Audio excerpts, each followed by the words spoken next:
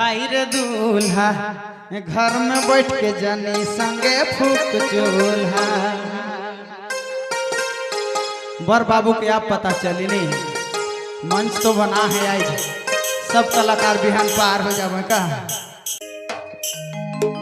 मंच बनाए के नचुआत है सबके बुड़बक बनाए के अपने के तो मिल गल सारा संपत्ति का। हाय रे दूल्हा घर में बैठ के जानी संगे फूक चूल्हा।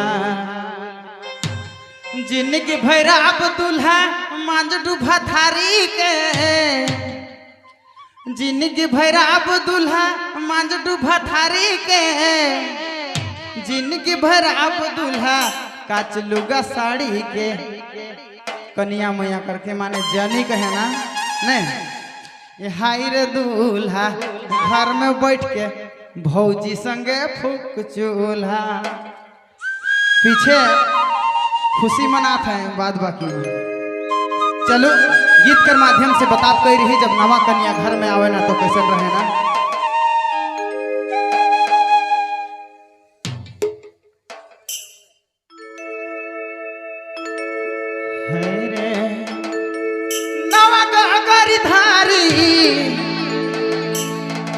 नवा गागरी धारी निकसाता नवा नारी नवा डगरी।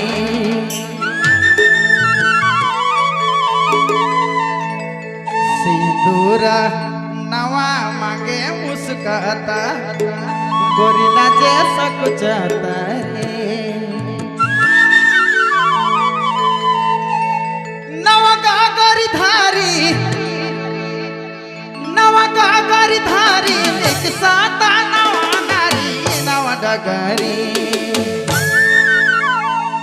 सिंदूरा नवा मांगे मुस्काता गोरिला जैसा कुछ आता रे। सिंदूरा नवा मांगे मुस्काता गोरिला जैसा कुछ आता रे।